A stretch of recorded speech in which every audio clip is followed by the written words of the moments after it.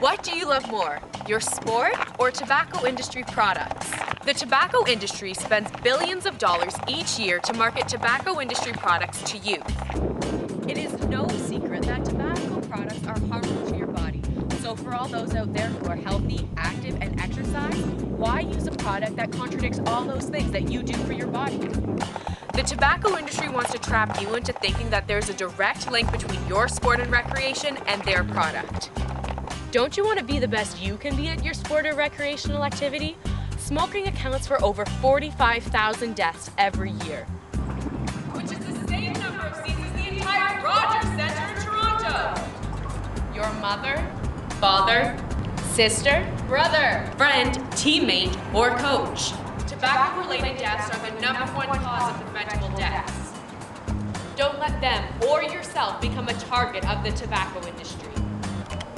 Even if you don't smoke yourself, another reason to have a tobacco-free sports and recreation policy is because secondhand smoke can be harmful to your game and yourself. It is estimated that each year, secondhand smoke kills 7,800 Canadians. With a number this large, we should be reducing secondhand smoke from every athletic and recreational facility. According to Stanford University, secondhand smoke in outdoor public places can reach levels as high as those found in indoor public places where smoking is permitted. Whether indoors or outdoors, there's no way to fully prevent the deadly effects of secondhand smoke unless it's fully removed. Implementing a smoke-free policy is not only beneficial for yourself, but for your whole team. It will increase both the short and long-term physical health of your teammates and put you one step ahead of the opposing teams. You will never have to worry about playing with high blood pressure, tobacco-induced fatigue, and shortness of breath. So what if a player on your team does chew, or a parent smokes on the sidelines of your team's games? Taking action in creating a tobacco-free sporting event or implementing a tobacco-free policy on your team is the best way to protect yourself and your teammates. When implementing your tobacco-free sports and recreation policy, make it clear that you are not against tobacco users, but rather the tobacco industry who made them start. Remember, when you implement a tobacco-free sports and recreation policy, you are actually helping tobacco users in quitting. So how would you implement a tobacco-free policy in your community? Start by making a proposal for a tobacco-free policy in your municipality or sports facility. Highlight the benefits of not smoking and why there is no room for tobacco in sports and recreation. A good time to start would be at the beginning of the season so that it's a fresh, new train with your team. Remember, if you're not passionate about the cause that you're advocating for, it will be hard to get support from your target audience. You don't need to be offensive or controversial, but do outline the main messages of why tobacco-free sports and recreation would be beneficial for your sport and recreation and community. If there is already a policy within your community, make sure it's being enforced.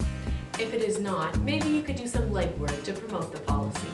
Some easy ways to do this would be to make some signs to put up around athletic facilities or tell your coach and/or staff so that they can help promote the policy. After having your policy prepared, make sure your peers are educated on the harmful effects that tobacco has on the human body. Your staff, coach, and teammates should be aware of the dangers that tobacco has within the realms of sports and recreation. Some helpful ways of introducing your policy would be to host a team meeting using the toolkit and fact sheets. Resources can be found on our website about tobacco industry products and tobacco-free sports and recreation. Make sure parents, players, staff, and spectators know that this policy is not a personal attack on smokers, but rather a way of protecting participants within a healthy activity. It's now time to take the pledge. At your team meeting, get your coaches, staff, and teammates to sign the tobacco-free pledge sheet. Examples of this can be found on our website, so that your policy can come into full effect. If your key messages have been promoted positively within your organization, more participants will be open to taking the pledge. As a part of your team meeting, come up with rules and regulations regarding tobacco in your team and organization, and come up with consequences if the policy is infringed on that everyone has agreed to. Policy. Contact your local health unit with any other questions, concerns, or for extra support that you may need.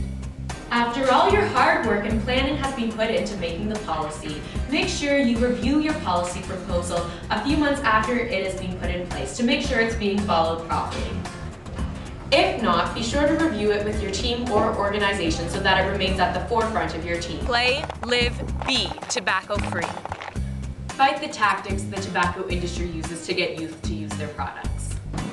In order to excel at any athletic sport or recreational activity, tobacco industry products cannot be a part of your life. To your team or organization from using tobacco products and from the deadly effects that come from exposure to secondhand smoke.